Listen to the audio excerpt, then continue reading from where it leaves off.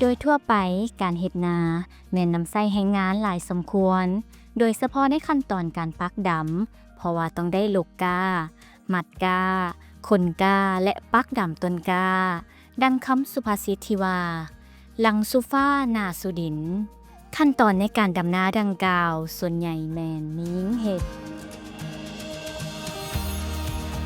เทคนิคการเฮ็ดนาวานแบบตัดต้นข้าวแม่นเทคนิคการเฮ็ดนาหนึ่งที่บ่ต้องตกกาและดำนาเฮ็ดให้สามารถลดพรแรงงานได้อย่างหลวงหลายการตัดต้นข้าวยังเป็นการกำจัดหญ้าและเพิ่มผลผลิตให้สูงขึ้นกว่าเก่าแต่ว่างัวควายกินข้าวมันบ่สม่ำเสมอฉะนั้นถ้าเฮาตัดเพียงกันมันจะแตกกอได้ทั่วทงนาฉะนั้นจึงเกิดเทคนิคเฮ็ดนาแบบใหม่นี้ขึ้นสูตรนี้หมายว่าการทดลองจากประสบการณ์ในท้องถิ่นเนาะบ่ที่งัวกินกล้วยกินและบางคนก็ปล่อยให้งัวกล้วยเข้าร่วงกินและเฮ็ดให้ผลผลิตนั้นลื่นเกาแต่งัวกล้วยกินนั้นมันบ่สม่ำเสมอพอจึงค่อยดัดแกะเอาจากมาตัดพอตัดนี่หมายความมันตัดพร้อมกันเกิดพร้อมกันเนาะคันว่าปล่อยให้สัตว์กินนั้นมันมีต้นต่ำต้นสูง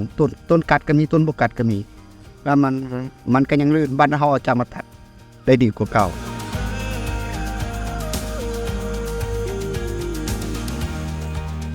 แต่ก่อนนั้นพวกเฮามีแต่ดำลูกเดียวดำนี่เฮกตาร์นึงก็ได้เพียงแต่3ต้นแล้วเฮามาหั่นเปลี่ยนเฮ็ดนาเมียงามนี้จะได้เพิ่มขึ้น3ต้น5 4ต้นเทียบแล้วล่ะคันนาดำนี่ก็ใช้งานอยู่ประมาณ75 คนต่อ1เฮกตาร์บ้านเฮาเฮ็ดนาเมียงามนี้ว่านก็เพียงแต่1คนก็ใช้เวลาบ่หันมือซ้ำเทียบใส่เฮกตาร์นึงเฮาผู้เดียวนี่นะเฮ็ดเพียงแต่ 2-3 ชั่วโมงก็แล้วล่ะว่าน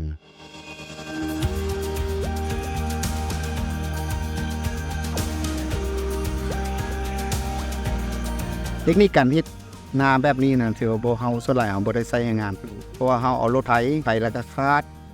แล้วก็ว่านเข้าที่เอามาใส่ก็เป็นข้าวแห้งบ่ให้ใส่น้ำและอัตราการว่านนั้นหมายความ60กิโลต่อ1เฮกตาร์แล้วว่านแล้วก็คาดปลูกแต่ว่าการว่านนี้บ่ให้ใส่ยาฉีดยาบ่ให้ใส่ยาคุมแกนให้เป็นปลอดสารพิษหลังจากว่านได้60วันการเฮ็ดเข้านาเมียงานนี้ใหม่คักแท้แล้วแม่นเฮาเฮ็ดในท้องแล้วปีใหม่ลาวแล้วก็ว่าน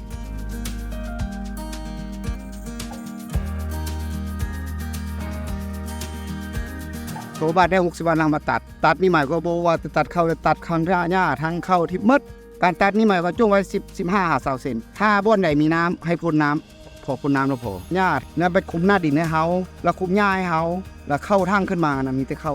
แล้วจะเฮ็ดให้การเกิดของเข้านะขึ้นมาพร้อมกันแล้วมันจะได้รับแสงพร้อมกันและเฮ็ดให้ต้นเข้ากันต้นแม่ต้นลูกมันนะถือว่ากกแม่กับกกลูกมันจะพร้อมกันแล้วมันก็ขึ้นพร้อมกันกกแม่กับกกลูกจะใหญ่เท่ากันแล้วงวงแม่กับงวงลูก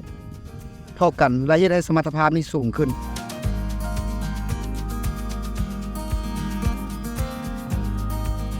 แต่เคียงคู่กับจุดดีนั้นก็มีจุดอ่อนเนาะนามีงามนี่จุดอ่อนอันต้นโตเลยแม่น1เฮาว่านไปนะบางเทื่อฝนบ่ตกเนาะนานตกเลยให้ศัตรูพืชไปทำลายเป็นต้นนกไปกินเม็ดข้าวเนี่ยพันธุ์นั้นอันที่2ถ้าว่าตกแห้งเกินไปน้ำจะท่วมเลยให้เขาหันตายคือนั้นและอันที่3มันนี่นะบ่สามารถนำใส่สูตรนี้นำเข้าที่มีอายุสั้นเพราะว่า60วันแล้วเข้าจะเริ่มถือประมาณตัวยกตัวอย่างคือเข้าพวกค่าทองคำ8พวกนี้อายุมีแต่120 วันแล้วถือมันเตรียมถือประมาณคันเฮาไปตัดปุ๊บการแตกกอมันก็พรแหละเพราะมันสิเตรียมถือประมาณดังนั้นมันเทศมอแท้แม่นเข้าไวต่อแสงหรือเข้าฤดูกาล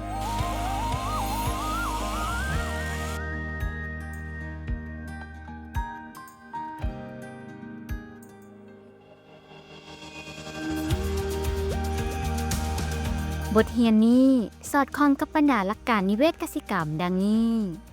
ลดพรปัจจัยการผลิตคุณค่าทางสังคมและการบริโภคสร้างความรู้ใหม่แบบมีส่วนร่วมความยุติธรรมในสังคมและการมีส่วนร่วม